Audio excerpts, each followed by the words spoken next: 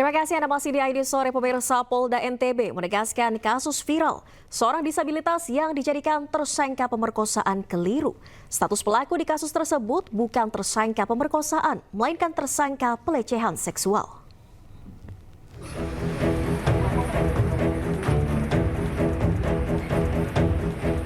Penetapan tersangka pemerkosaan oleh Polda NTB terhadap pemuda penyandang disabilitas menjadi sorotan publik.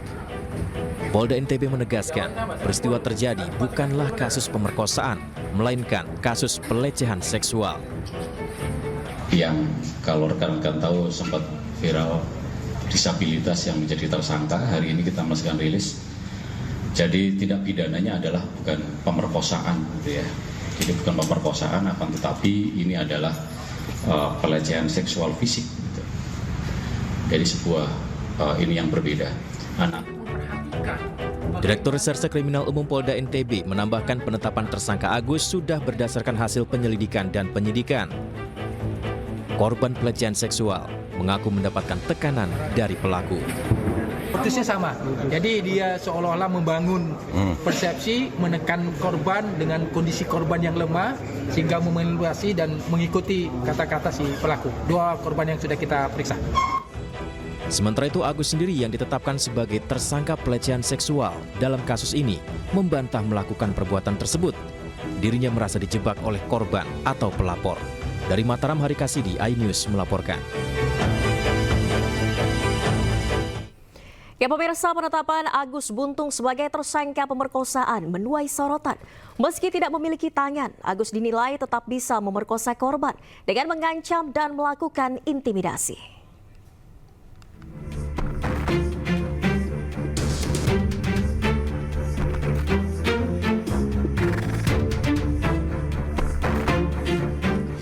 Kasus Agus, pria disabilitas yang jadi tersangka dalam kasus pemerkosaan mahasiswi di Nusa Tenggara Barat, viral di media sosial. Peristiwa ini menimbulkan pro kontra di masyarakat terkait penetapan Agus sebagai tersangka yang dinilai tidak memiliki kedua tangan namun bisa jadi tersangka pemerkosaan.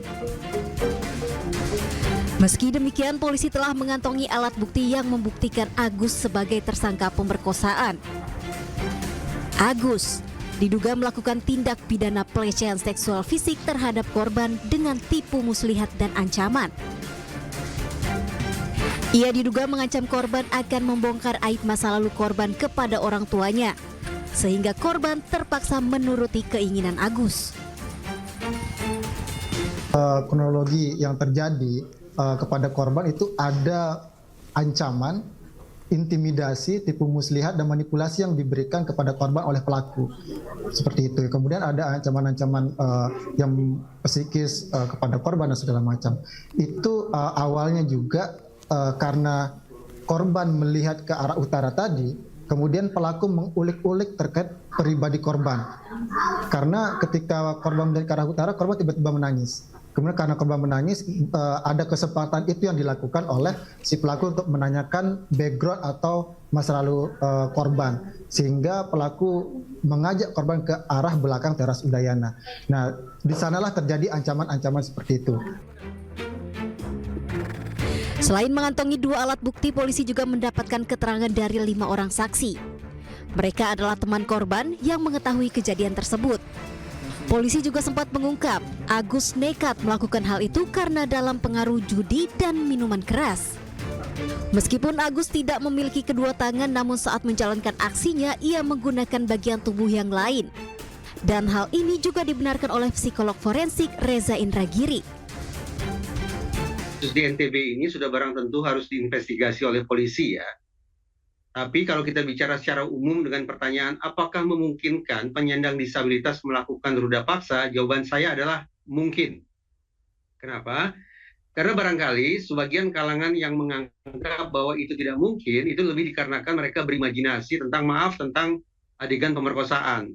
Ada tangan pelaku yang mencengkram tangan korban, dan aktivitas-aktivitas fisik yang sifatnya intimidatif lainnya terhadap korban. Padahal esensi kekerasan seksual, khususnya esensi ruda paksa, bukan pada aktivitas fisiknya, tapi justru bermula dari adanya siasat psikologis yang dilancarkan oleh pelaku terhadap korbannya. Karena keadaan saya seperti ini. Meski polisi tidak menahan Agus akibat perbuatannya, namun Agus diduga melanggar Undang-Undang Nomor 12 Tahun 2021 tentang tindak pidana kekerasan seksual dengan ancaman 12 tahun penjara. Dari Mataram, Nusa Tenggara Barat, Tim Liputan iNews melaporkan.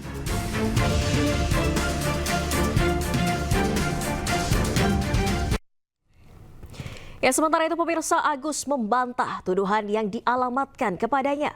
Agus mengaku dengan kondisi fisiknya yang terbatas, tak mungkin bisa melakukan perbuatan pelecehan seksual. Ya, awalnya saya ditetapkan menjadi tersangka itu karena saya dituduh memperkosa atau melakukan kekerasan seksual, Bu, gitu. Sedangkan diri saya ini masih dirawat sama orang tua, tidak bisa sendiri, tidak bisa ngapa-ngapain, dan semua tergantung sama orang tua. Tidak mungkin sampai sampai gitu, Bu. Sedangkan saya tidak bisa apa-apa, Bu. Terserang saya kaget, dan saya memohon kepada masyarakat Indonesia, sedunia ini atau lingkungan Indonesia ini untuk membantu dia biar dia bisa selesai, dan untuk kasus ini biar tidak lagi biar bisa kerja. Saya kuliah semester 7, Bu, gitu. Baik. Dan sekarang saya kuliah tidak dikasih keluar, dan saya memohon kepada Presiden Prabowo yang terhormat agar bisa membantu dia yang ingin ketemu sama Bapak, meluangkan waktu saya dan memberikan kesenian saya. Juga saya sangat sedih begini, Bu, memohon biar cepat bisa selesai gitu. Saya capek di rumah, tidak boleh kemana-mana gitu. Saya sedih sekali, Bu, gitu. Berawal saya dari kampus, jalan mencari makan gitu. Nah, setelah itu saya diantar pulang, tetapi saya di lain tempatnya jalan itu, Bu, gitu. Nah, sehingga saya terjadilah tindakan saya memperkosa. Sedangkan itu saya kayak gini tidak bisa ngapa-ngapain, buka celana sendiri tidak bisa, buka baju tidak bisa gitu. Sedangkan kita sama ceweknya ini tidak ada masalah apa-apa, Bu, gitu. Kok tiba-tiba saya diginiin gitu, membuat saya sedih, Bu. Meski demikian, pemirsa, pendamping hukum korban pelecehan tetap yakin Agus pelakunya. Bahkan pengakuan keterbatasan yang disampaikan Agus hanya framing, karena nyatanya Agus masih bisa melakukan banyak hal meski dengan kondisi disabilitas. Framing-framing yang dijelaskan atau yang diutarakan oleh pelaku itu berbanding 100% terbalik dengan apa yang keterangan yang kami dapatkan kepada korban. Itu tentunya bahwa yang dibilang pelaku yang di framing di dalam di media sosial dan segala macam, bahwa dia tidak bisa menggunakan baju sendiri, celana sendiri, dan kegiatan-kegiatan lainnya. Faktanya yang kami temukan bahwa pelaku itu sangat produktif untuk menjalankan aktivitasnya. Misalnya contoh, dia bisa menggunakan sepeda motor yang tentu dimodif dan segala, menggunakan kakinya, dan kemudian bisa memainkan alat-alat seni dan segala macam, dan bisa makan dengan kakinya. Nah, itu sangat produktif yang kami lihat. Kemudian framing yang dibawa, yang kronologi yang dijelaskan oleh pelaku di media sosial itu tidak benar adanya. Pada saat waktu itu mau berteriak, ya, bukan hanya ingin tapi mau berteriak, tapi si pelaku itu mengutarakan, bila kamu berteriak maka akan didengar oleh khalayak orang yang di luar kamar. Bila akan didengar oleh orang yang di luar, maka kita akan dinikahkan. Nah, dengan kalimat-kalimat seperti itu membuat si korban takut, kemudian tidak berteriak lagi kayak gitu.